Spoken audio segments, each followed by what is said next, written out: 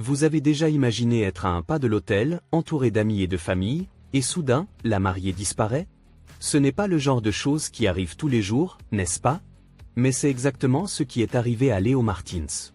Un mariage parfait, une fête luxueuse, tout planifié dans les moindres détails, jusqu'à ce que Isabela Duarte, la mariée, fasse quelque chose que personne n'aurait pu imaginer. Qu'est-ce qui pousserait une femme à tout abandonner le jour même de son mariage? Une crise de nerfs? Le trac? Ou quelque chose de bien plus profond? Spoiler, ce n'est rien de ce que vous êtes en train de penser.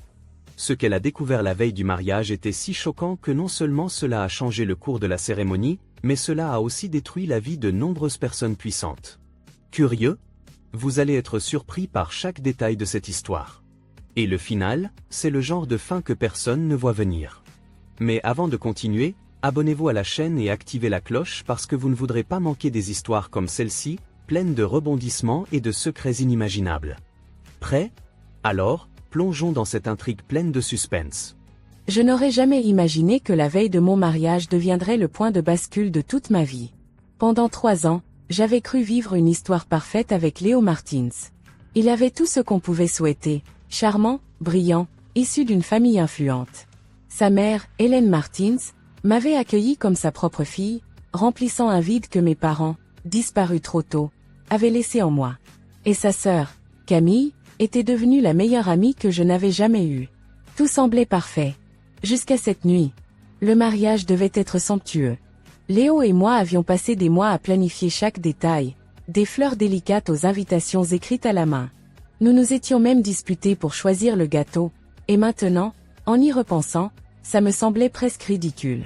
Ce que je n'avais pas prévu, c'était que la personne avec qui je partageais ces moments construisait un mensonge, pierre par pierre, juste sous mes yeux. La veille du mariage, je me trouvais dans notre appartement en train de finaliser les derniers préparatifs. Tout était prêt. Ma robe attendait dans sa housse de soie, suspendue dans la chambre d'amis. Mes chaussures, des escarpins ivoires que j'avais rêvé de porter depuis des mois, étaient soigneusement posés près de l'armoire. Pourtant, il me manquait quelque chose. Ou plutôt, quelque chose me dérangeait. Léo était parti pour son enterrement de vie de garçon au Hôtel Royal, un établissement de luxe où sa famille organisait souvent des événements. Je n'avais pas prévu de m'y rendre ce soir-là. Après tout, c'était sa soirée, pas la mienne. Mais en fouillant dans une boîte à souvenirs, je tombais sur les boutons de manchette en or de son grand-père, que Hélène m'avait confiés pour que Léo les porte le jour du mariage. Ils étaient un symbole, une tradition familiale. Ne voulant pas risquer de les oublier le lendemain, je décidai de les lui apporter immédiatement. Je pris un taxi jusqu'à l'hôtel. Le personnel me connaissait bien. Léo et moi avions organisé de nombreux événements caritatifs ici, et tout le monde me saluait avec chaleur. Le réceptionniste, sans poser de questions, me dirigea vers le salon privé où Léo et ses amis se réunissaient. C'était censé être une visite rapide. Je comptais lui donner les boutons de manchette, lui faire un clin d'œil complice et repartir. Mais le destin avait d'autres plans. En approchant de la porte légèrement entr'ouverte, j'entendis des rires. Le son de la voix de Léo, que j'aimais tant, résonnait dans la pièce. Mais ce que j'entendis ensuite me glaça le sang. « Sérieusement mec, tu vas vraiment te marier avec Isa ?» lança André, son meilleur ami, dans un éclat de rire. Je m'arrêtai net. Mon cœur battait la chamade, mais je ne pouvais pas bouger. Il y avait quelque chose dans la façon dont il avait prononcé mon prénom, comme si j'étais une blague. Puis la réponse de Léo tomba, légère, désinvolte, comme s'il parlait de la météo. Pourquoi pas? Elle est parfaite sur le papier. Un autre rire. Son héritage va booster mes affaires, et ses contacts sont inestimables. Et puis, elle est complètement dévouée à moi. La pièce éclata de rire. Mon estomac se noua, mes mains tremblèrent. Mais c'était la phrase suivante qui brisa quelque chose en moi. Elle n'est que temporaire de toute façon. Jusqu'à ce que je trouve mieux. Quelqu'un de plus approprié à long terme. Je restais figé, incapable de respirer. 3 ans. 3 ans de souvenirs, de projets, de rêves partagés, réduits à une simple stratégie. Je serrai la petite boîte contenant les boutons de manchette jusqu'à en sentir le velours s'enfoncer dans ma paume.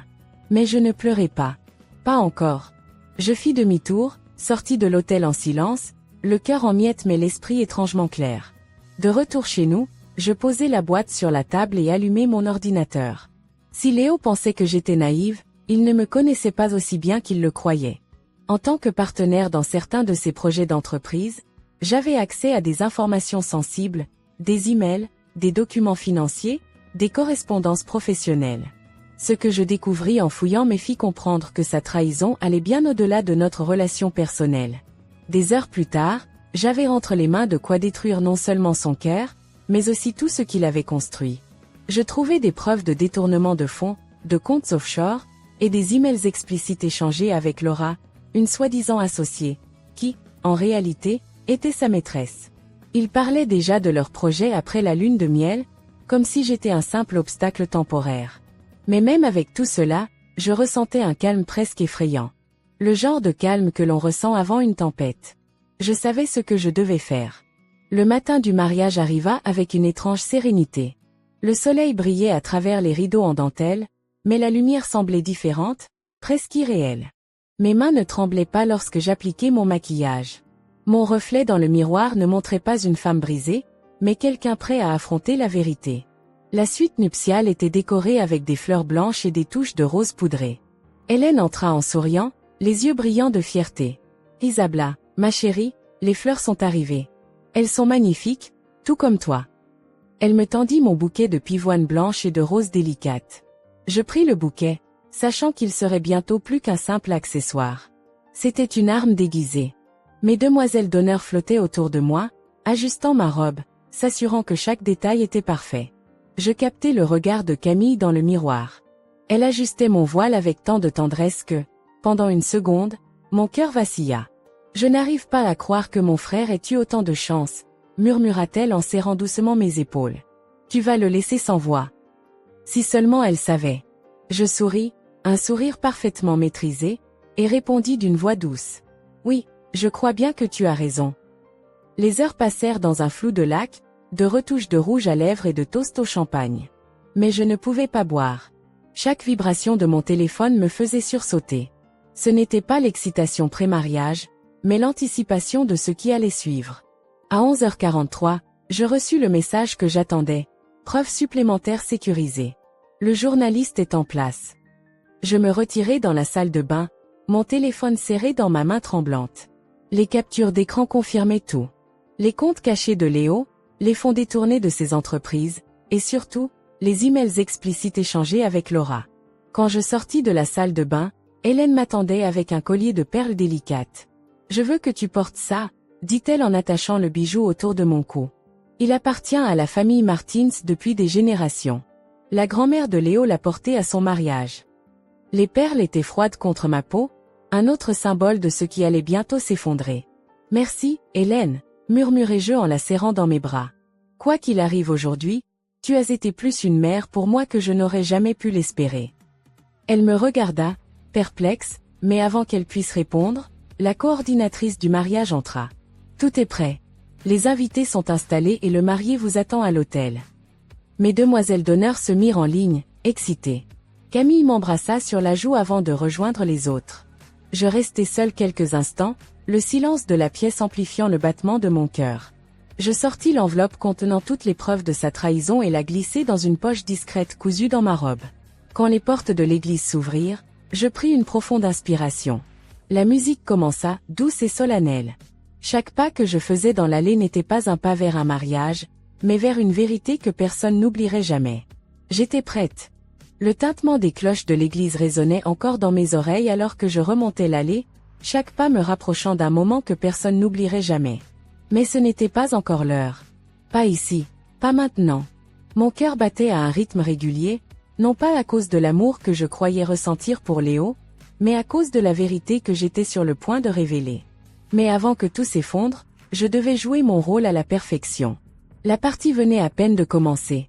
Après avoir quitté l'église en prétendant avoir un contretemps avec ma robe, un prétexte facile pour une future mariée nerveuse, je me réfugiai dans la salle de préparation, accompagnée de Camille, qui n'avait aucune idée de ce qui se passait vraiment. Son excitation était presque contagieuse, mais je restais concentrée. « Isa, tu es sûre que tout va bien ?» demanda-t-elle, ajustant distraitement une mèche de mes cheveux. « Tu es plus calme que je ne l'aurais imaginé. » Je forçai un sourire, celui que j'avais appris à porter depuis la veille. Juste un peu de nervosité, répondis-je doucement. Tu sais à quel point j'aime que tout soit parfait. Elle rit, hochant la tête. Parfait, c'est exactement ce que ça va être. Tu vas voir. Si seulement elle savait. Ce mariage allait être parfait, mais pas dans le sens qu'elle imaginait. De retour dans la suite nuptiale, je pris quelques minutes pour réfléchir à mes prochains mouvements. Les preuves que j'avais rassemblées la nuit précédente n'étaient que la surface d'un iceberg bien plus profond. En fouillant dans les finances de Léo, j'avais découvert des choses qui dépassaient largement notre relation personnelle. Des comptes offshore, des transferts d'argent douteux, des investissements frauduleux, et cela impliquait non seulement Léo, mais aussi d'autres membres de sa famille. Un détail en particulier avait attiré mon attention. Des transactions répétées vers des comptes liés à une entreprise que je ne connaissais pas. En creusant davantage, j'avais découvert que cette entreprise appartenait à un certain Enrique Vasconcelos, un nom qui ne m'était pas familier. Pourtant, en croisant les données, j'avais compris qu'il s'agissait d'un cousin éloigné de Léo, supposément coupé des affaires familiales depuis des années. Mais pourquoi Léo lui envoyait-il de l'argent? Et surtout, pourquoi ces transactions étaient-elles dissimulées derrière des sociétés écrans? Plus je creusais, plus je réalisais que ce mariage n'était pas seulement un moyen pour Léo de profiter de mon héritage. Il y avait quelque chose de plus sombre, quelque chose que même sa famille ne semblait pas connaître. C'est à ce moment-là que j'ai compris. Si je voulais vraiment démolir le monde de Léo, il ne suffisait pas de révéler ses infidélités. Je devais toucher à ce qu'il protégeait le plus en son entreprise, sa réputation, et surtout, les secrets qu'il avait enfouis si profondément qu'il pensait qu'il ne verrait jamais la lumière du jour. Avec l'aide de mon amie Sophie, une journaliste d'investigation, j'avais organisé une couverture médiatique qui ferait trembler tout le gratin de la haute société. Sophie avait accepté de placer des journalistes déguisés parmi les invités, prêts à capter chaque instant du scandale qui allait éclater. Mais ce n'était pas tout. J'avais également contacté discrètement un auditeur financier que je connaissais bien, Marc Leclerc, qui travaillait avec des agences gouvernementales. Si tout se passait comme prévu, non seulement la presse serait témoin de la chute de Léo, mais des enquêteurs financiers aussi. À midi, je reçus un message de Marc. Nous avons trouvé des irrégularités majeures. Les autorités sont en alerte. Donne le signal quand tu es prête. Je rangeai mon téléphone et me regardai dans le miroir. La femme qui me fixait n'était plus la même que celle qui, la veille, pensait que le mariage serait le plus beau jour de sa vie. Cette femme portait sa robe blanche comme une armure et son rouge à lèvres comme une déclaration de guerre. Le temps passa à une vitesse déconcertante. Bientôt, il fut l'heure de retourner à l'église. Hélène entra dans la pièce une dernière fois, les yeux brillants de fierté. « Tu es prête, ma chérie ?» demanda-t-elle en prenant mes mains dans les siennes. « Tu es magnifique, Isabella. Léo ne saura pas quoi dire en te voyant. » Je serrai ses mains doucement, ressentant un pincement au cœur. Hélène était innocente dans tout cela. Elle m'avait traité comme sa propre fille. La blessée faisait partie des dommages collatéraux que je ne pouvais éviter, mais cela ne rendait pas la tâche plus facile. « Merci, Hélène, murmurai-je. Tu as été plus qu'une belle-mère pour moi. » Elle fronça légèrement les sourcils, surprise par la solennité de mes paroles, mais avant qu'elle ne puisse répondre, la coordinatrice du mariage fit signe que tout était prêt. Je me tenais derrière les grandes portes de l'église, le bouquet serré dans les mains. La musique commença, le canon de Pachelbel, notre choix commun. Chaque note résonnait comme un rappel cruel des souvenirs que nous avions partagés, mais qui, maintenant, étaient ternis par la trahison. Les portes s'ouvrirent. Tous les regards se tournèrent vers moi. Je pouvais sentir les murmures émerveillés des invités tandis que je m'avançais dans l'allée. Mais ce qu'ils ne savaient pas, c'est que chaque pas me rapprochait non pas de l'autel, mais de la destruction planifiée de Léo. Il se tenait là, droit, sûr de lui, le sourire éclatant. Ce sourire qui, autrefois, faisait battre mon cœur plus vite. Maintenant, il ne provoquait en moi qu'un dégoût profond. Quand j'arrivai à sa hauteur, il attrapa ma main et chuchota. « Tu es splendide. » Je retirai subtilement ma main, assez pour qu'il remarque le geste mais pas assez pour alerter les invités. Le prêtre s'apprêtait à commencer la cérémonie quand je levai soudain la main. « Avant de commencer, dis-je d'une voix claire qui résonna dans toute l'église, j'aimerais partager quelques mots. » Des murmures confus parcoururent l'assemblée. Léo me regarda, son sourire vacillant légèrement, mais il se reprit rapidement, pensant sûrement que j'allais réciter un discours émotionnel. Mais ce qu'il ne savait pas, c'est que mon discours allait détruire tout ce qu'il avait construit. Je sortis l'enveloppe cachée dans ma robe et la tins devant moi. Ce ne sera pas un passage de la Bible, ajoutai-je, le regard fixé sur Léo. Mais des extraits des emails privés de Léo Martins. Un silence glacial tomba sur l'église. Le visage de Léo perdit instantanément sa couleur. Derrière lui, je vis André se raidir sur son banc, comprenant que quelque chose d'inattendu se passait. Je sortis la première feuille et commençai à lire, ma voix claire et posée. Ma chère Laura, une fois le mariage célébré, l'héritage d'Isabella sera à portée de main. Nous pourrons enfin lancer notre projet sans qu'elle ne se doute de rien. Des murmures choqués se répandirent dans l'assemblée. Je vis Hélène se lever lentement, les yeux grands ouverts, cherchant des réponses dans le regard de son fils. Léo tenta de m'interrompre, mais je reculai d'un pas, sortant une autre feuille. Mais ce n'est pas tout, continuai-je.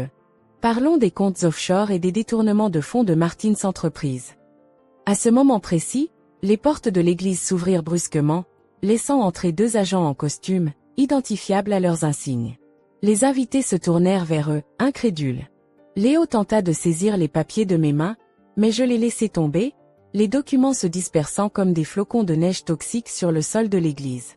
Tu as détruit tout ce que nous avions, siffla-t-il à voix basse, son visage déformé par la colère. Je le regardai droit dans les yeux. Non, Léo. Tu as fait ça tout seul. Je me contente de dévoiler la vérité. Le chaos s'ensuivit. Les agents avancèrent vers Léo, tandis que les invités, choqués, sortaient leur téléphone pour filmer la scène. Hélène était figée, incapable de comprendre ce qui se passait, tandis que Camille éclatait en sanglots. Quand Léo fut finalement menotté, il me lança un dernier regard, mélange de haine et de désespoir. Je t'aimais, à ma manière. Je m'approchai, mes mots à peine un murmure. Ta manière n'a jamais été suffisante. Considère cela comme mon cadeau de mariage. Je me retournai, remontant l'allée seule, la tête haute. Derrière moi, le bruit des caméras et les murmures choqués des invités résonnaient, mais devant moi, c'était la liberté. La vengeance avait été douce, mais ce que je ressentais maintenant, c'était plus que ça. C'était la justice. Le claquement des portes de l'église derrière moi résonnait encore dans mes oreilles alors que je faisais mes premiers pas à l'extérieur. L'air frais me frappa le visage, contrastant avec l'atmosphère lourde et suffocante que j'avais laissée derrière. J'avais rêvé de ce jour, mais jamais je n'aurais imaginé qu'il se terminerait ainsi. Pas en robe blanche au bras de l'homme que je pensais aimer, mais seul, marchant droit dans une nouvelle vie. Je sentais les regards brûlants des invités dans mon dos, entendais les murmures confus et les exclamations choquées qui se propageaient comme une traînée de poudre. Certains avaient sorti leur téléphone, filmant chaque instant du scandale qui venait d'éclater. D'autres, figés par la stupeur, n'avaient pas encore trouvé les mots pour exprimer ce qu'ils venaient de voir. Mais cela n'avait plus d'importance. Le masque de Léo était tombé, et avec lui, tout son monde soigneusement construit. Dehors, une horde de journalistes, alertés par mes soins, attendait déjà. Les caméras se braquèrent instantanément sur moi dès que je franchis les marches de l'église. Les flashs crépitaient, illuminant ma silhouette dans la lumière du matin, transformant ce qui aurait dû être le plus beau jour de ma vie en un spectacle médiatique. Isabella, un mot sur ce qui s'est passé à l'intérieur. Avez-vous des commentaires sur les accusations contre Léo Martins? Est-ce que vous saviez pour les détournements avant aujourd'hui? Le vacarme des questions se mélangeait au cliquetis des appareils photo. Je levai la tête, affichant un sourire calme et maîtrisé. C'était ma scène maintenant, et je comptais bien en contrôler chaque détail. La vérité finit toujours par éclater, dis-je simplement, ma voix claire malgré le tumulte. Et aujourd'hui, c'était son tour. Sans ajouter un mot, je descendis les marches, laissant derrière moi les flashs, les murmures et les regards stupéfaits. Le vent soulevait légèrement le voile de ma robe, mais je me sentais plus légère que jamais. De retour à mon appartement, le silence m'enveloppa comme une couverture. La robe blanche, désormais symbole de trahison et de revanche, glissa sur le sol lorsque je la retirai, laissant derrière moi non seulement un vêtement, mais aussi une partie de mon passé. Je me regardais dans le miroir, cette fois sans phare, sans artifice. La femme qui me fixait avait changé. Ce n'était plus la jeune femme naïve prête à épouser un mensonge, mais quelqu'un qui avait choisi la vérité, coûte que coûte. Je m'effondrai sur le canapé, laissant échapper un souffle que je ne savais pas retenir. Le calme après la tempête. Mais je savais que ce n'était que le début. Les répercussions de mes actions allaient se propager bien au-delà de cette journée. Mon téléphone vibra sur la table basse. C'était Camille. Je restai un moment à fixer l'écran, hésitant. Que pouvais-je bien lui dire? Comment expliquer à celle que je considérais comme ma sœur que son frère n'était pas l'homme qu'elle pensait connaître? Finalement, je décrochai. Isa? Sa voix était tremblante, à peine un murmure. Qu'est-ce que tu as fait? Je fermai les yeux, cherchant les mots justes. Ce que je devais faire, Camille, répondis-je doucement. Il t'a menti, à toi aussi. Ce n'était pas juste entre lui et moi. Il y a des choses que tu ignores. Un silence lourd s'installa à l'autre bout de la ligne. Puis, elle murmura. Je ne sais pas quoi dire. Maman est en état de choc. Elle refuse de croire que Léo a pu faire ça.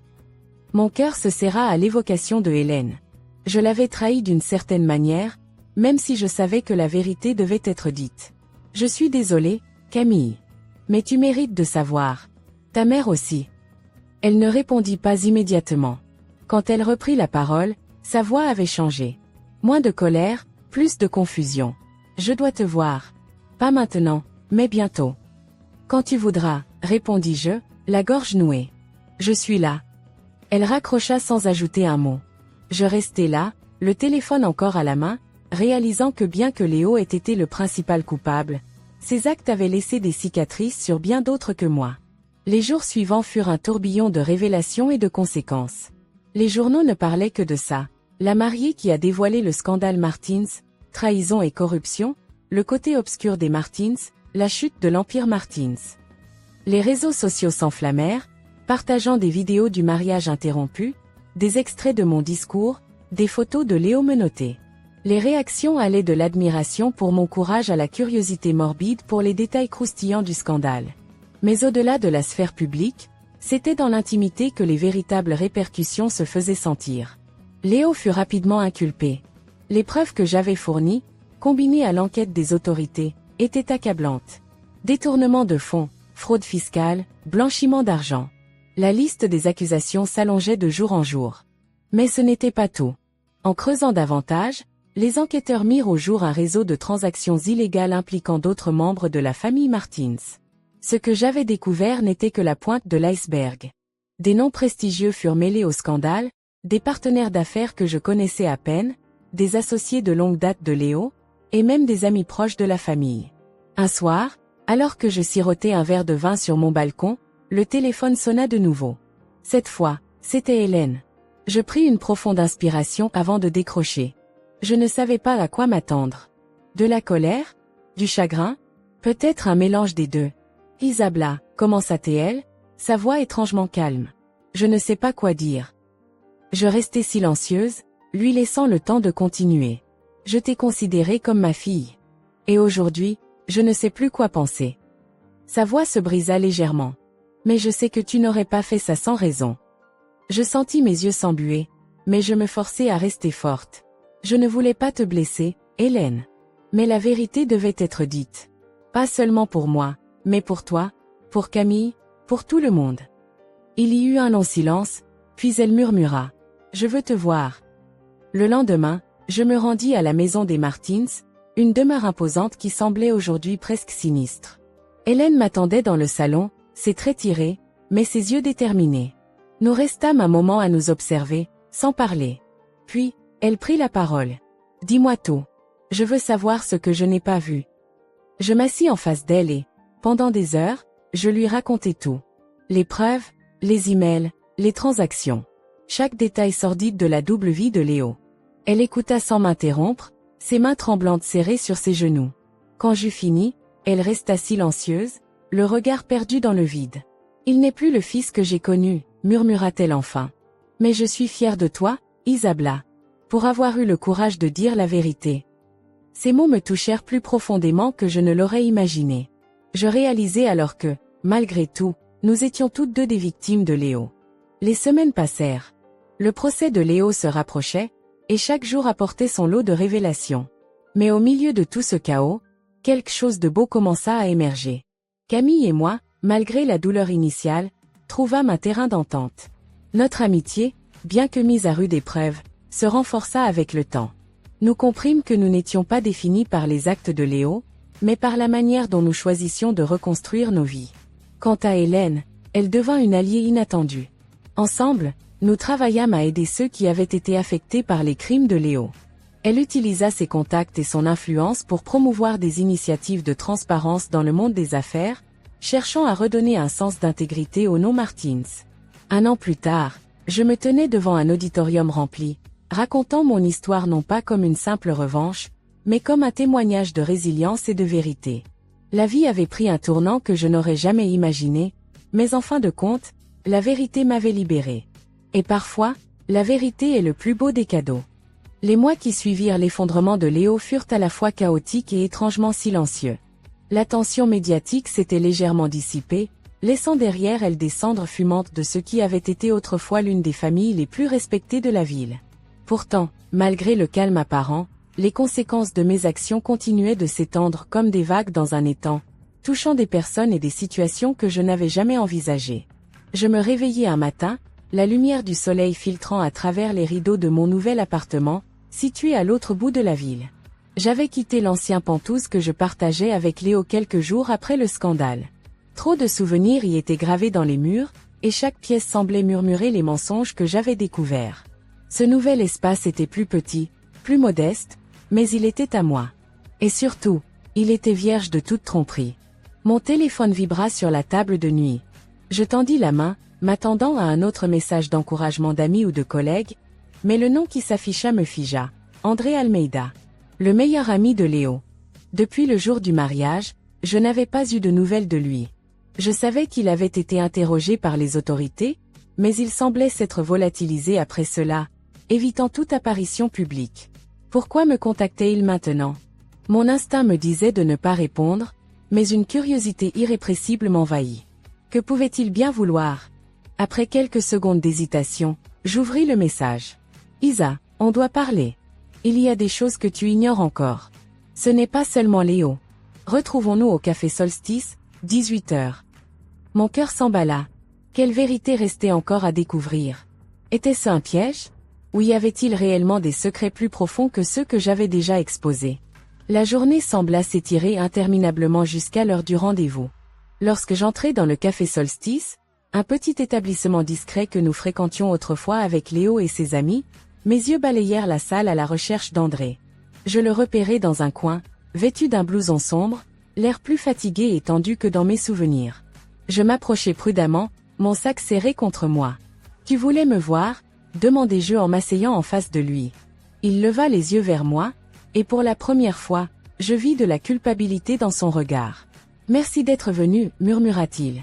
Je sais que je suis probablement la dernière personne que tu voulais voir. » Je croisai les bras, attendant qu'il entre dans le vif du sujet. « Je ne suis pas ici pour des excuses, André. Si tu as quelque chose à dire, dis-le. » Il soupira, passant une main dans ses cheveux avant de se pencher légèrement vers moi. « Léo n'était pas le seul à manipuler les choses, » commença-t-il. « Ce que tu as découvert, c'était grave, mais il y a pire. Beaucoup pire. » Je sentis un frisson me parcourir. Chaque fibre de mon être me disait de me lever et de partir, de ne pas m'impliquer davantage. Mais je savais que je devais entendre ce qu'il avait à dire. « Je t'écoute, » dis-je, la voix plus ferme que je ne le ressentais vraiment. André prit une gorgée de son café avant de continuer. « Tu te souviens d'Enrique Vasconcelos ?» demanda-t-il. Le nom me fit l'effet d'un électrochoc. Enrique. Le cousin éloigné de Léo, lié aux transactions douteuses que j'avais découvertes. À l'époque, je n'avais pas creusé plus loin, pensant que Léo était le cerveau de tout cela. « Oui, » répondis-je lentement. « Qu'est-ce qu'il a à voir avec tout ça ?» André me fixa, l'air grave. « Enrique est celui qui a tout commencé. C'est lui qui a entraîné Léo dans ses affaires. Des blanchiments d'argent, des affaires de corruption avec des politiciens locaux. Léo n'était qu'un pion dans un jeu bien plus grand. » Je secouai la tête, incrédule. C'était difficile à croire. Léo n'avait jamais été une victime à mes yeux.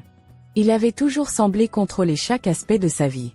Mais si André disait vrai, cela signifiait que toute cette histoire était bien plus complexe que je ne l'avais imaginé. « Pourquoi me dire ça maintenant ?»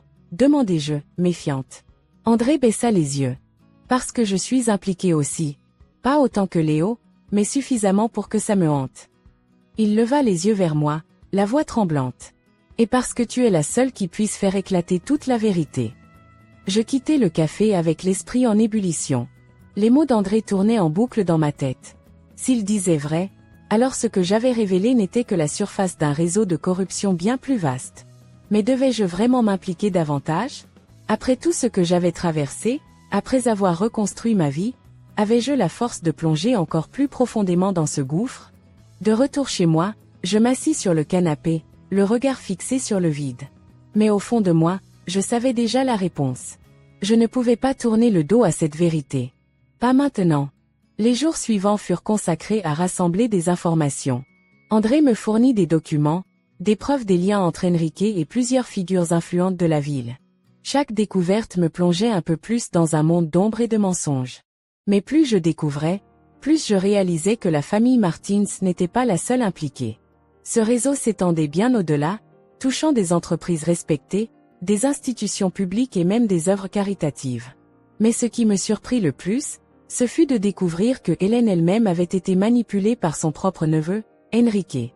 Elle n'avait jamais su que les fonds de la fondation familiale qu'elle gérait avaient été utilisés pour blanchir de l'argent.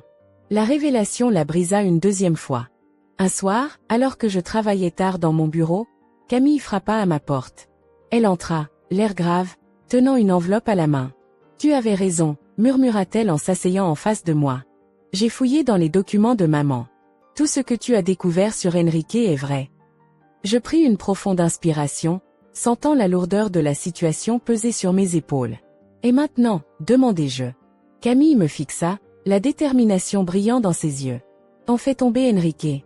Ensemble. » Ce fut un long processus, mais avec l'aide de Camille, de Hélène et même d'André, nous réussîmes à compiler suffisamment de preuves pour impliquer Enrique et ses complices dans le scandale. Cette fois, ce n'était pas seulement un mariage qui s'effondrait, mais tout un empire de mensonges. Le jour où Enrique fut arrêté, je me tins à l'écart de la foule de journalistes. Ce n'était plus mon histoire.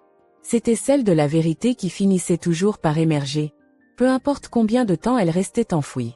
Quelques mois plus tard, alors que je me promenais dans le parc avec Camille, elle s'arrêta soudain et me regarda. « Tu sais, Isa, dit-elle doucement, tu as non seulement sauvé notre famille, mais tu m'as aussi montré que la vérité, aussi douloureuse soit-elle, est la seule voie vers la liberté. » Je souris, sentant une paix intérieure que je n'avais pas connue depuis longtemps. « Parfois, la vérité est le seul héritage qui vaut la peine d'être laissé, répondis-je.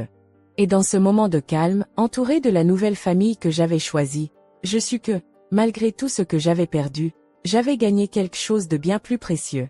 La force de me tenir debout, quoi qu'il arrive. Le jour du procès final approchait, et avec lui, un sentiment d'inévitabilité pesait sur mes épaules. Léo allait être jugé non seulement pour ses crimes financiers, mais aussi pour les mensonges et manipulations qui avaient détruit bien plus que des comptes bancaires. Il avait démoli des vies, trahi des amitiés, et brisé des cœurs. Pourtant, malgré tout ce que je savais, une partie de moi ne pouvait s'empêcher de se demander comment il se sentait à l'aube de cette chute finale. La salle d'audience était bondée le matin où tout commença. Journalistes, anciens associés, membres de la famille Martins. Tous étaient présents, suspendus à l'idée d'assister à la chute spectaculaire de l'homme qui avait, pendant des années, incarné le succès et le charisme. Camille était assise à côté de moi, ses mains tremblantes mais son regard résolu. Hélène, de l'autre côté de la salle, semblait avoir vieilli de 10 ans depuis le scandale, mais elle tenait bon, son visage fermé trahissant à peine l'émotion qui la submergeait. Quand Léo entra dans la salle, escorté par des officiers, un silence glacial tomba sur l'assemblée. Il portait un costume sombre, mais il n'avait plus rien de l'homme confiant que j'avais connu. Ses yeux, autrefois pleins d'assurance, étaient ternes, et son visage portait les traces des nuits sans sommeil. Pourtant, il tenait la tête haute, comme s'il croyait encore pouvoir manipuler son destin. Nos regards se croisèrent. Pendant une fraction de seconde, je vis passer dans ses yeux une lueur d'émotion que je ne parvins pas à décrypter. De la haine? Du regret? Peut-être un mélange des deux. Mais je détournai le regard, refusant de laisser ces émotions perturber ma détermination. Le procès débuta avec les accusations énumérées une à une: détournement de fonds, fraude fiscale, blanchiment d'argent, corruption. La liste semblait interminable.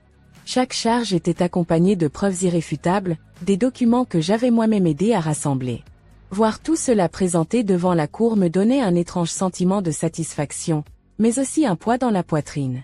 Ce n'était pas seulement une victoire contre Léo, C'était la confirmation que l'homme que j'avais aimé n'avait jamais vraiment existé. Quand vint mon tour de témoigner, la salle entière retint son souffle. Je me levai, sentant chaque regard braqué sur moi, et m'avançai vers la barre des témoins. Le juge me demanda de prêter serment, et je sentis une vague de détermination m'envahir. Pouvez-vous nous décrire votre relation avec l'accusé et comment vous avez découvert ses activités illégales? Demanda l'avocat de l'accusation. Je pris une profonde inspiration et commençai à raconter mon histoire.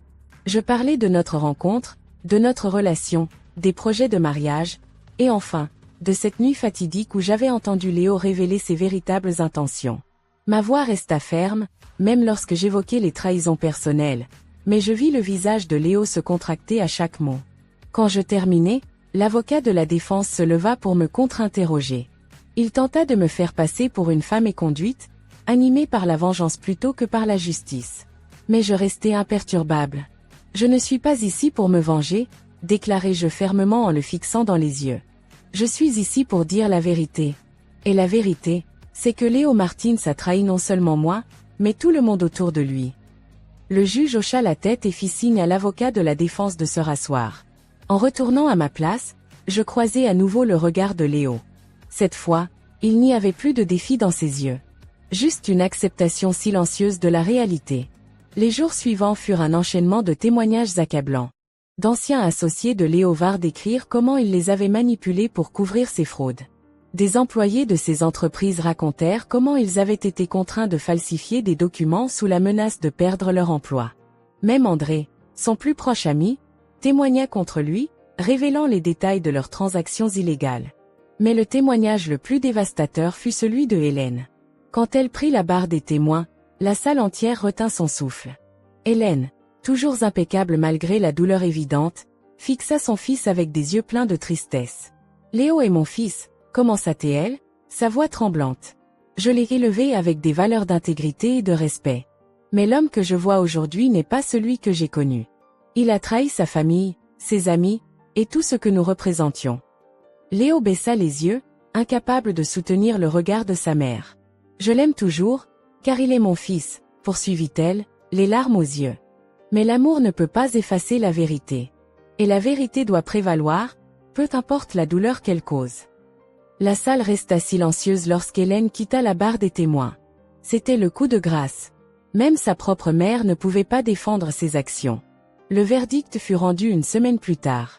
La salle d'audience était à nouveau pleine à craquer lorsque le juge entra, le visage impassible. Léo se tenait droit, mais son masque de confiance avait disparu depuis longtemps. Après examen des preuves et des témoignages, déclara le juge, le tribunal déclare Léo Martins coupable de l'ensemble des chefs d'accusation. Un murmure parcourut la salle, mais je restai immobile, le cœur lourd mais soulagé. C'était fini. Enfin. Le juge poursuivit. Compte tenu de la gravité des crimes et de l'impact sur les victimes, l'accusé est condamné à 15 ans de prison sans possibilité de libération conditionnelle avant 10 ans. Je regardai Léo alors que les officiers s'approchaient pour l'emmener. Il se tourna une dernière fois vers moi, ses yeux remplis d'un mélange de regret et de résignation. « Je suis désolé », murmura-t-il, à peine audible. Mais il était trop tard pour les excuses. Après le procès, la vie reprit lentement son cours. Le nom Martins, autrefois synonyme de succès, était désormais lié à la corruption et à la trahison. Mais au milieu de ce chaos, des liens inattendus s'étaient formés. Camille et moi étions plus proches que jamais, et même Hélène trouva en moi un soutien inattendu. Un jour, alors que nous nous promenions dans le parc, Hélène s'arrêta et se tourna vers moi. « Tu sais, Isabella, » dit-elle doucement, « je t'ai considérée comme ma fille bien avant que tout cela n'arrive. Et malgré tout ce qui s'est passé, tu es restée fidèle à toi-même. C'est quelque chose que je n'oublierai jamais. » Ces mots me touchèrent plus que je ne pouvais l'exprimer. Malgré tout ce que j'avais perdu, j'avais gagné quelque chose d'inestimable, une nouvelle famille, fondée non pas sur des mensonges, mais sur la vérité. Quelques mois plus tard, je fus invité à donner une conférence sur l'éthique dans les affaires à l'université locale. Me tenir devant un public, partager mon histoire non pas comme une victime, mais comme quelqu'un qui avait choisi la vérité, était une expérience libératrice. Je parlais de courage, d'intégrité et de la nécessité de se battre pour ce qui est juste, même lorsque c'est difficile. Après la conférence, une jeune femme s'approcha de moi. Elle avait les yeux brillants et un carnet à la main. Merci pour votre histoire, dit-elle. Vous m'avez inspiré à ne plus jamais me contenter de moins que la vérité. Ces mots me rappelèrent pourquoi j'avais tout fait cela. Ce n'était pas seulement pour moi, mais pour montrer aux autres que la vérité, même douloureuse, est le chemin le plus noble. La nuit, en rentrant chez moi, je repensais à tout ce que j'avais traversé. Le scandale, la trahison, le procès. Tout cela m'avait transformée. Je n'étais plus la femme qui avait naïvement cru aux contes de fées. J'étais quelqu'un de plus fort, de plus sage. Et alors que je regardais par la fenêtre, les lumières de la ville brillant comme des étoiles terrestres, je sus que mon histoire n'était pas seulement celle d'une femme trahie, mais celle d'une femme qui avait trouvé sa voie dans le chaos. Et parfois, trouver sa voie est le plus grand acte de courage de tous. 6 mois s'étaient écoulés depuis que Léo avait été condamné. La vie, d'une certaine manière, avait repris son cours, mais rien n'était tout à fait comme avant. Les cicatrices des événements passés restaient présentes, bien que moins douloureuses. Le scandale avait laissé des traces sur tout le monde, mais il avait aussi ouvert des portes inattendues, des opportunités de croissance et de transformation. Je me réveillais ce matin-là avec un sentiment de légèreté que je n'avais pas ressenti depuis longtemps. Le soleil inondait mon appartement d'une lumière douce, et pour la première fois depuis des mois, je me sentais en paix. J'avais passé des semaines à réfléchir à ce que je voulais faire de ma vie maintenant que tout était derrière moi. Je n'étais plus Isabella Duarte, la fiancée trahie, ni même la femme qui avait exposé un scandale retentissant. J'étais simplement moi, une femme libre de choisir sa propre voie. La décision me vint naturellement. J'avais toujours été passionnée par l'éthique des affaires, et après avoir vécu de près les conséquences de la corruption, je savais que je pouvais faire une différence.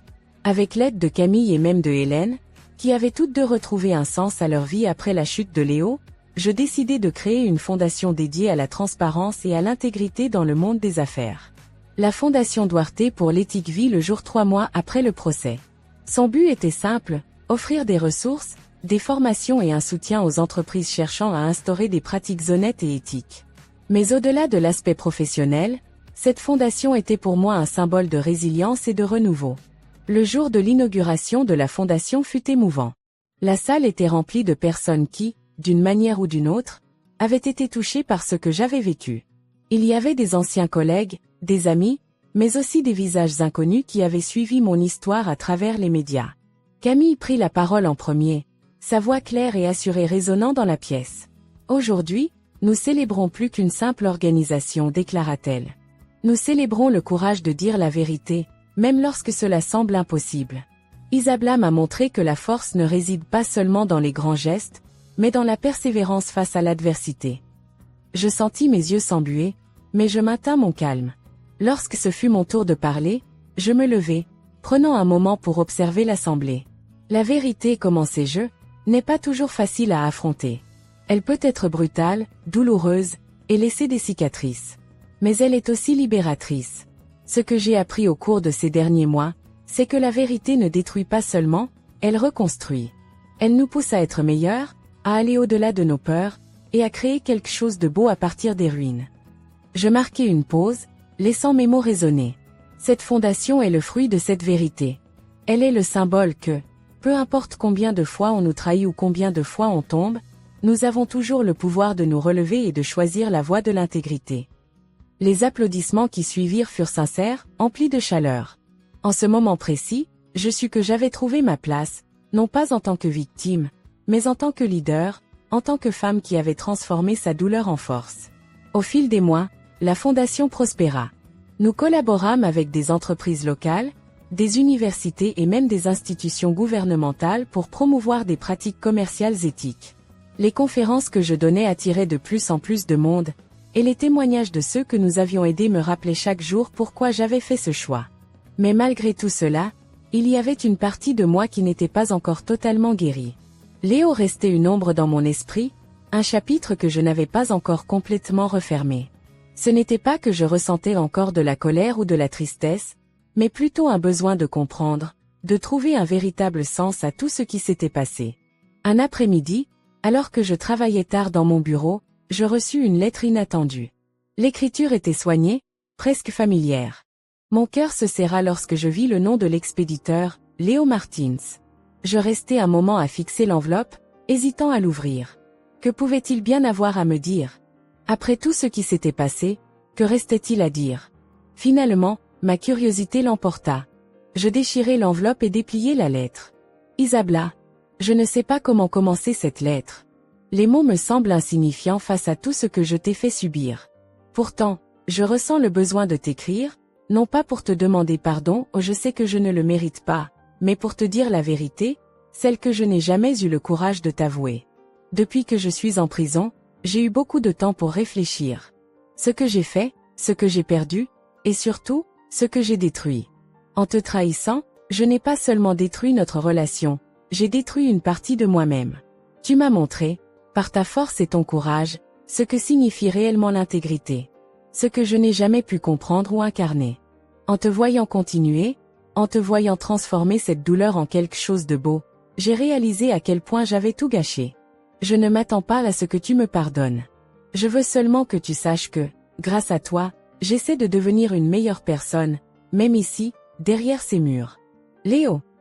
Je relus la lettre plusieurs fois, chaque mot résonnant différemment à chaque lecture. Je ne savais pas quoi ressentir. Ce n'était pas une tentative de rédemption, ni une demande d'excuse. C'était simplement la reconnaissance de ce qu'il avait fait et de ce qu'il était devenu. Je pliai la lettre et la rangeai dans un tiroir de mon bureau. Ce n'était pas un pardon que je lui offrais, mais un acte de fermeture. Le passé appartenait au passé, et il n'avait plus de pouvoir sur moi. La vie continua. Camille et moi restions proches, et Hélène, malgré tout ce qu'elle avait perdu, trouva un nouveau sens en travaillant avec la Fondation. Nous avions transformé notre douleur commune en une force collective, et cela nous unissait plus que n'importe quel lien familial. Un jour, alors que je me promenais dans le parc, je rencontrai Marc, un ancien collègue qui avait suivi de près mon parcours. « Isabella, dit-il en souriant. Tu as parcouru un long chemin. » Je souris à mon tour, réalisant à quel point il avait raison. « Oui, répondis-je doucement. Et ce n'est que le début. » Car, au fond de moi, je savais que la vérité, aussi douloureuse soit-elle, n'était pas la fin de mon histoire. C'était le point de départ d'une vie que j'avais choisie, une vie fondée sur l'intégrité, la résilience et l'espoir. 2 ans s'étaient écoulés depuis le procès de Léo Martins, et pourtant, les échos de cette période résonnaient encore dans certains coins de ma vie. Ce n'était plus une douleur vive, mais plutôt une cicatrice discrète, une marque indélébile qui rappelait que même les blessures les plus profondes pouvaient guérir avec le temps. La Fondation Duarte pour l'éthique avait prospéré au-delà de mes espérances. Ce qui avait commencé comme une initiative locale était devenu un mouvement reconnu dans tout le pays. Nous organisions des conférences internationales, travaillions avec des gouvernements pour améliorer la transparence dans les affaires, et offrions un refuge pour les lanceurs d'alerte qui, comme moi, avaient risqué leur carrière et parfois leur vie, pour défendre la vérité. Mais malgré tout ce succès, je sentais que quelque chose restait en suspens. Une pièce manquante dans ce puzzle complexe que ma vie était devenue. Ce sentiment s'amplifia le jour où je reçus un appel inattendu. C'était Camille. Depuis que nous avions reconstruit notre amitié, nos appels étaient fréquents, mais celui-ci était différent. Sa voix, d'habitude légère et pleine de vie, était grave et tendue. « Isa, il faut que je te voie. C'est important. » Il y avait quelque chose dans son ton qui me fit comprendre que ce n'était pas une simple visite amicale. Nous convenions de nous retrouver le soir même dans un petit café discret, loin des regards indiscrets. Quand j'arrivai, Camille était déjà là, une enveloppe épaisse posée devant elle. Elle me fit signe de la rejoindre, son visage marqué par une inquiétude que je n'avais pas vue depuis les jours sombres du procès de Léo. « Qu'est-ce qu'il se passe ?» demandai-je en m'asseyant. Elle prit une profonde inspiration avant de répondre. « J'ai trouvé quelque chose » murmura-t-elle en glissant l'enveloppe vers moi. « Quelque chose que tu dois voir. » Je pris l'enveloppe, l'ouvrant avec précaution. À l'intérieur, je découvris une série de lettres, de documents et de photos. Plus je lisais, plus mon cœur s'alourdissait. Ce que je tenais entre mes mains n'était pas seulement la preuve d'une autre trahison, mais la clé d'un secret encore plus profond que tout ce que j'avais découvert auparavant. Léo n'avait pas agi seul. Si Enrique Vasconcelos avait été l'initiateur du réseau de corruption, il y avait quelqu'un d'autre, quelqu'un que je n'aurais jamais soupçonné, Hélène Martins. Je levai les yeux vers Camille, incapable de croire ce que je venais de lire. « Non, c'est impossible, murmurai-je. Ta mère, elle n'aurait jamais pu. » Mais Camille hocha la tête, les larmes aux yeux. « Je n'y croyais pas non plus, répondit-elle, la voix brisée. Mais tout est là. Maman savait. Elle savait pour Enrique, pour les transactions, et elle a couvert Léo bien plus longtemps qu'elle ne l'a admis. Elle a fait ça pour protéger notre nom, pour protéger l'héritage familial. Je restais silencieuse, les pensées tourbillonnant dans ma tête. Hélène, qui m'avait soutenue, qui s'était tenue à mes côtés après la chute de Léo, était impliquée depuis le début. Cela expliquait tant de choses, sa réaction mitigée lors des révélations, son silence pendant certaines parties du procès, et surtout, la façon dont elle avait toujours semblé savoir plus qu'elle ne le disait. Les jours suivants furent marqués par une tourmente intérieure. Que devais-je faire? Exposer Hélène signifierait trahir une femme qui, malgré tout, avait été comme une mère pour moi. Mais rester silencieuse irait à l'encontre de tout ce que je défendais, de tout ce pourquoi j'avais créé la fondation. Finalement, la décision s'imposa à moi. La vérité avait un prix, et j'avais appris à l'accepter, même lorsque ce prix était le cœur des personnes que j'aimais. Je demandai à Camille de m'accompagner. Nous nous rendîmes ensemble chez Hélène, une dernière confrontation qui marquerait la fin de ce chapitre douloureux. Hélène nous accueillit avec son sourire habituel, mais il s'effaça rapidement lorsqu'elle vit l'expression sur nos visages. Nous nous assîmes dans le salon, et sans détour, je posai les documents devant elle. Elle les parcourut rapidement, son visage restant impassible. Puis, après un long silence, elle leva les yeux vers nous. « Je suppose que vous savez tout maintenant, » dit-elle calmement. Camille la regarda, les larmes aux yeux. « Pourquoi, maman? Pourquoi avoir fait ça ?» Hélène soupira, son regard se perdant dans le vide. « Parce que je croyais protéger la famille.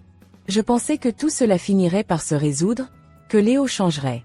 Mais à un moment, j'ai compris que j'étais allée trop loin. Et quand tu as découvert la vérité, Isabella, j'ai su que c'était la fin. Mais j'étais trop lâche pour l'admettre. » Ces mots étaient simples, mais porteurs d'un poids immense. Je la regardais, cherchant à comprendre si elle ressentait du remords ou si elle acceptait simplement la fatalité de ses actes. « Ce que tu as fait, Hélène, a détruit plus que des finances ou des entreprises, » dis-je doucement. « Tu as détruit des liens, des familles, des vies. » Elle acquiesça, les larmes aux yeux. « Je sais. Et je suis prête à faire face aux conséquences. » Quelques semaines plus tard, Hélène Martins fut arrêtée, inculpée pour complicité de fraude et de blanchiment d'argent. Son arrestation fit moins de bruit que celle de Léo, mais pour moi, elle fut bien plus dévastatrice. C'était la fin d'un chapitre, mais aussi la fin d'une illusion, celle que nous pouvions toujours distinguer les bons des mauvais, que la famille signifiait forcément loyauté et honnêteté. Le temps passa. La fondation continua de prospérer, mais je savais que ce dernier acte avait changé quelque chose en moi. J'avais appris que la vérité n'était pas toujours un acte héroïque. Parfois, c'était un fardeau, un poids que l'on porte seul. Un an après l'arrestation d'Hélène, je me trouvais à donner une conférence dans une université. Après mon discours, un étudiant leva la main. « Comment trouvez-vous la force de continuer à croire en la vérité après tout ce que vous avez vécu ?» Je réfléchis un moment avant de répondre. Parce que la vérité n'est pas une question de foi. C'est une question de choix. Et même quand elle fait mal, même quand elle détruit ce que nous aimons, elle reste la seule voie vers la véritable liberté. En quittant l'université ce soir-là, je me rendis compte que, malgré tout, j'avais trouvé la paix. La vie n'était pas parfaite, et elle ne le serait jamais. Mais j'avais appris à embrasser l'imperfection, à trouver la beauté dans les vérités difficiles et à avancer, un pas à la fois. Et parfois, c'est tout ce dont nous avons besoin. Et voilà, nous sommes arrivés à la fin de cette incroyable histoire. Une histoire qui, je l'espère, vous a touché autant qu'elle m'a touché en la racontant. Isabella, Léo, Camille, et même Hélène nous ont entraînés dans un tourbillon d'émotions, de révélations et de transformations personnelles. Mais au-delà du scandale, de la trahison et des confrontations, il y a des leçons précieuses à tirer de ce récit. Parce que, oui, cette histoire n'est pas simplement celle d'une femme qui a découvert des mensonges et des trahisons. C'est l'histoire d'une femme qui a choisi la vérité, même quand elle faisait mal, qui a choisi l'intégrité, même quand le mensonge semblait plus confortable, et qui, surtout, a trouvé sa véritable force non pas dans la vengeance, mais dans la résilience. Prenons un instant pour réfléchir à tout ce que Isabella a traversé. Imaginez-vous à sa place. La veille de votre mariage, vous découvrez que la personne que vous aimez, que vous avez choisie pour partager votre vie, n'est pas celle que vous pensiez. Non seulement il vous a menti, mais il vous a utilisé comme un simple pion dans un jeu de pouvoir et de profit. La plupart des gens auraient fui, se seraient effondrés sous le poids de la trahison. Mais pas Isabella. Elle a décidé de ne pas se laisser définir par cette douleur. Au lieu de cela, elle a utilisé cette épreuve comme un tremplin pour devenir plus forte, plus courageuse, et pour bâtir quelque chose de beau à partir des ruines de sa vie passée. Et c'est là la première grande leçon que nous pouvons tirer de cette histoire: la vérité, même lorsqu'elle est douloureuse, est toujours le chemin vers la liberté. Trop souvent, nous nous accrochons à des illusions, à des relations ou des situations qui, en surface, semblent parfaites. Nous avons peur d'affronter la réalité, de voir les choses telles qu'elles sont réellement, parce que cela signifie que nous devons changer, évoluer, et parfois, laisser partir des personnes ou des rêves qui nous sont chers. Mais la vérité, aussi difficile soit-elle, nous libère. Elle nous permet de nous reconnecter à nous-mêmes, de vivre en accord avec nos valeurs, et de construire des fondations solides pour l'avenir. La deuxième leçon, et peut-être la plus importante, c'est que la résilience est une force silencieuse mais puissante. Isabla aurait pu choisir la colère ou la haine. Elle aurait pu se laisser consumer par l'amertume. Mais elle a compris que la véritable victoire ne réside pas dans la destruction de ceux qui nous ont fait du mal, mais dans notre capacité à nous relever et à transformer notre douleur en une force constructive. Elle a créé une fondation, aidé des milliers de personnes à travers son travail, et surtout, elle a trouvé en elle la paix que tant de gens cherchent sans jamais la trouver. Maintenant, je veux vous poser une question. Combien d'entre vous ont déjà vécu une trahison ou une déception si profonde que vous pensiez ne jamais vous en remettre? Combien d'entre vous ont été confrontés à des vérités douloureuses qui ont bouleversé votre monde? Si c'est votre cas, sachez que vous n'êtes pas seul. Nous avons tous, à un moment ou un autre, été confrontés à ces moments où tout semble s'effondrer. Mais rappelez-vous, ce n'est pas la fin de l'histoire. Comme Isabla, vous pouvez choisir de faire de ces moments des points de départ pour quelque chose de nouveau, de plus authentique. Et si vous avez aimé cette histoire, si elle vous a touché ou inspiré d'une manière ou d'une autre, je vous invite à liker cette vidéo et à vous abonner à la chaîne. Cela m'aide énormément à continuer à partager des récits comme celui-ci avec vous. Et surtout, n'hésitez pas à partager cette vidéo avec des amis ou des proches qui pourraient avoir besoin d'entendre cette histoire aujourd'hui. Peut-être que quelqu'un dans votre entourage traverse une période difficile, et ces mots pourraient être le coup de pouce dont il a besoin pour trouver la force de continuer. Mais au-delà de ces leçons de vie, il y a un message encore plus profond que je veux partager avec vous aujourd'hui. Parce que, voyez-vous, cette histoire de vérité, de trahison et de rédemption nous rappelle une autre histoire, bien plus ancienne et bien plus puissante. Une histoire d'amour inconditionnel, de pardon et de grâce. Et cette histoire, c'est celle que nous trouvons dans l'Évangile selon Jean, chapitre 3, verset 16. Car Dieu a tant aimé le monde qu'il a donné son Fils unique, afin que quiconque croit en lui ne périsse point, mais ait la vie éternelle. Ce verset est l'un des plus connus de la Bible, mais il contient une vérité si profonde qu'il mérite qu'on s'y arrête un instant. Dieu a tant aimé le monde. Pas seulement les personnes parfaites, pas seulement ceux qui font tout bien, mais le monde entier, avec toutes ses imperfections, ses erreurs, ses trahisons et ses douleurs. Cela inclut vous, peu importe ce que vous avez fait ou ce que vous traversez.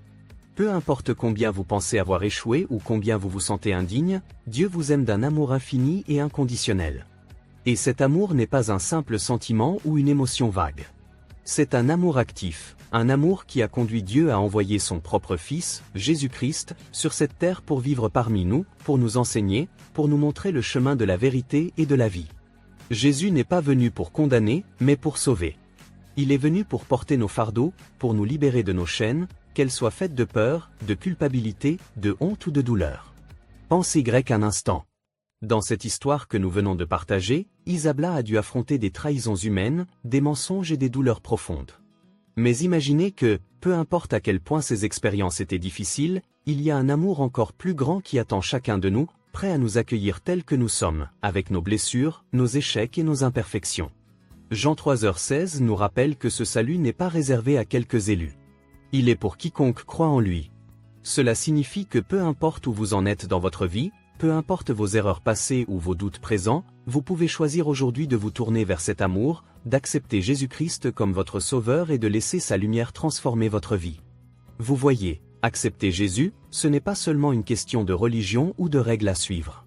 C'est une relation personnelle avec un Dieu qui vous connaît intimement et qui vous aime profondément. C'est choisir de ne plus marcher seul dans les moments difficiles, de ne plus porter seul le poids de vos fardeaux.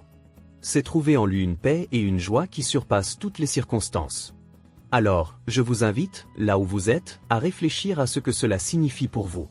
Peut-être que vous avez cherché un sens à votre vie, une direction, un espoir dans des moments de désespoir. Peut-être que, comme Isabella, vous avez été brisé par des trahisons ou des déceptions, et vous vous demandez comment vous relever. La réponse est là, dans l'amour de Dieu, dans le sacrifice de Jésus-Christ, et dans la promesse d'une nouvelle vie en lui. Si vous ressentez dans votre cœur le désir d'accepter cet amour, je vous encourage à faire une simple prière. Il n'y a pas de formule magique, pas de mots parfaits. C'est une conversation sincère entre vous et Dieu. Vous pouvez dire quelque chose comme ceci. Seigneur Jésus, je reconnais que j'ai besoin de toi. Je reconnais mes erreurs, mes fautes, et je te demande pardon. Je crois que tu es mort pour moi et que tu es ressuscité pour me donner la vie éternelle. Je t'accepte aujourd'hui comme mon Sauveur et Seigneur. Viens dans ma vie, transforme mon cœur, et aide-moi à marcher chaque jour dans ta vérité et ton amour. Amen.